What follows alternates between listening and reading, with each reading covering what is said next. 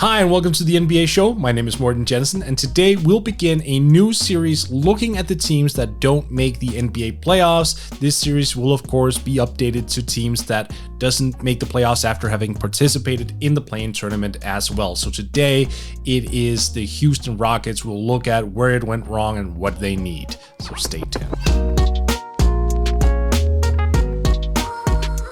To answer the question, where did it go wrong for the Houston Rockets? That's actually a pretty easy answer. Everything seemed to go wrong after James Harden obviously demanded out.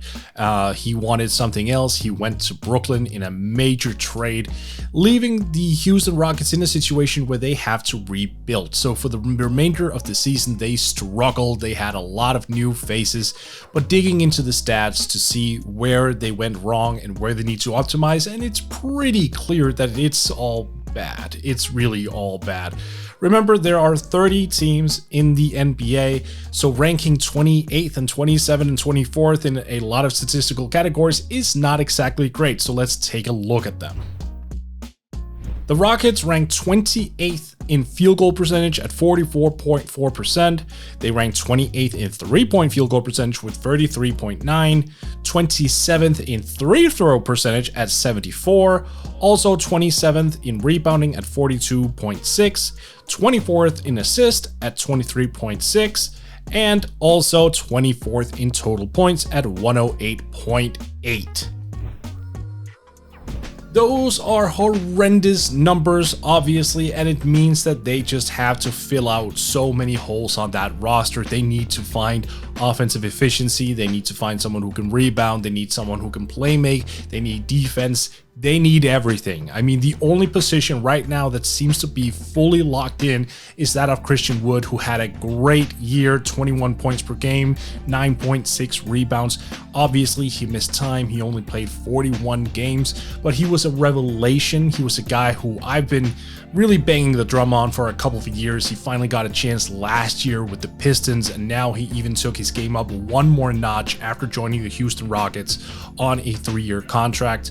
So his spot right now seems to be the only one that's really solidified, and I realize that John Wall is still there, but he had a very up and down season. I was personally encouraged, given that he came off a major Achilles injury, for him to put up the numbers that he did, to play in the way that he did. That was definitely something that I appreciate. I was very, very skeptical of his NBA return. That said, it is fair to wonder if he is a full-time starting point guard at this point. Maybe he just needed this year to acclimate and get back into the swing of things. If so, and if he gets better next year, that's a huge win. Maybe he can solidify that position. But at the same time, you also have to wonder, is there a place for him long-term? After all, he is a veteran, he's above the age of 30. There's not really a long-term place for him on a rebuilding team. Instead, you kind of want to give those range over to Kevin Porter Jr., even though he's not a traditional point guard in that sense. He's more of just a guard who can play make, or a wing, or whatever you kind of want to say it. Again, positions are meaningless, but he's a guy who at 6'4", 6'5", can get into the teeth of defense. He can dish off, he can score, he can come outside and shoot. Granted, it's a 26-game sample size in Houston. Those numbers might be a little bit inflated also because he didn't play with a great caliber of teammates around him, so that remains to be seen. The point of the matter is this, though. When it comes to major offseason upgrades, no one should feel safe, maybe outside of Christian Wood. Every single position on this team is more or less upgradable. So if the Rockets get some lottery luck, if they find someone in free agency who is good and can come in on a contract that makes sense for both parties and play, no one should really be standing in their way to get minutes. For the Rockets, this becomes a question of them trying to figure out what is their long-term identity going to be. For this particular summer that they are going to go into, they need to figure out, are we going to pivot into being more of a defensive-oriented team? Do we want to stick with what's working? What Daryl Morey kind of left behind with the whole Morey ball concept of a lot of three-pointers, a lot of shot at the rim? Do we want to go in an entirely third direction? That is one of those major questions that you need to figure figure out as a coaching staff, as a front office, ownership, everything has to be aligned on that front. You need to sit your ass down and figure out from top to bottom, how do we build this? What do we do to achieve the goal that we're setting? I know that sounds like something that's really logical, but it's not something that everyone seems to do. We see a lot of NBA teams that have one foot in one camp, one foot in another camp, can't really figure out what they want to be.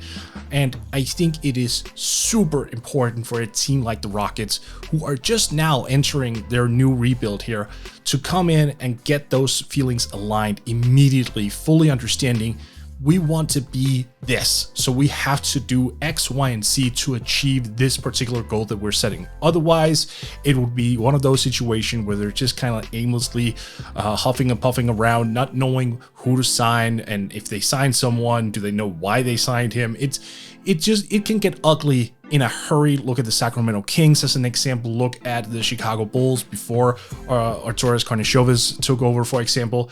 I mean, we see these rudderless NBA teams at times, and it's really important for the Rockets that they learn from that they don't fall into that same trap. Of course, they do have some contracts on their books. I already mentioned John Wall. There's also Eric Gordon. And you have to wonder how much those two contracts are going to, well, really tinker with their future plans. Obviously, this year's free agency class doesn't really have a whole lot of big names, so this particular season coming up next year isn't really that important. They can just stay the course in terms of rebuilding, getting assets. It doesn't really matter that they have a clogged up cap sheet right now. The question is, what happens in 2022 maybe if more names become available, and if they hit right on a couple draft picks, then they would want that financial flexibility. And here is the major hurdle. For a team to take on one of John Wall or Eric Gordon, they would demand multiple draft picks to take on those salaries because they are huge. John Wall is earning well over $40 million per year. He's got a player option worth $47 million. He's obviously going to pick that up.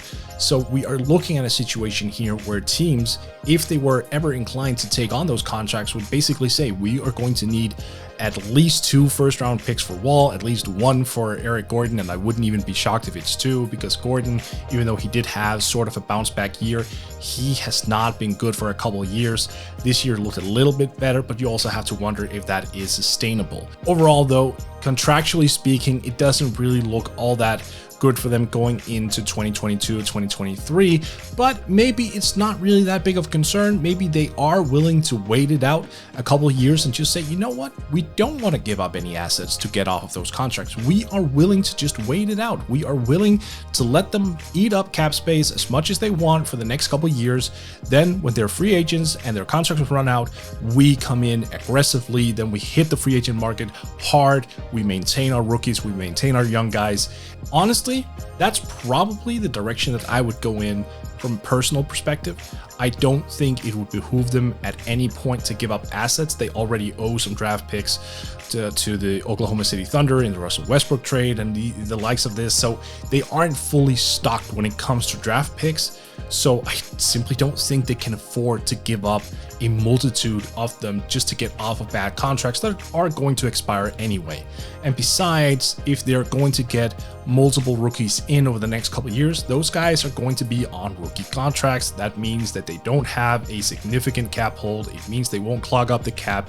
They would still have time to utilize having these very small contracts on their books to go into free agency and say, you know what, we only have maybe 40, 50 committed in million, of course, in salary, so we can take a chance on certain guys. I mean, we're seeing the New York Knicks, for example, come into this offseason armed with more than $50 million in cap space, and that's despite having a Julius Randle and an RJ Barrett and Mitchell Robinson, those guys. But again, a lot of these guys are on rookie contracts. Julius Randle is not, of course, but it helps having a lot of young guys on your roster because it gives you financial flexibility.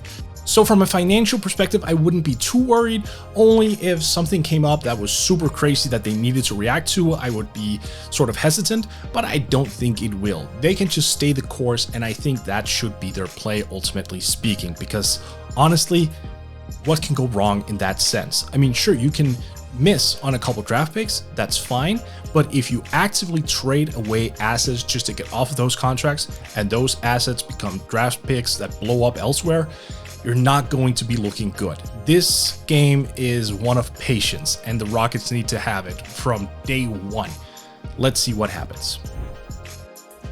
Finally, of course, there's also the situation of Kelly Olynyk, who's played fantastic basketball since being acquired in a trade by the Miami Heat, or via the Miami Heat rather, during the trade deadline. So Olynyk has put up almost 19 points per game, 8+ rebounds. He's been shooting and dishing well. I actually think he did crack 19 points per game.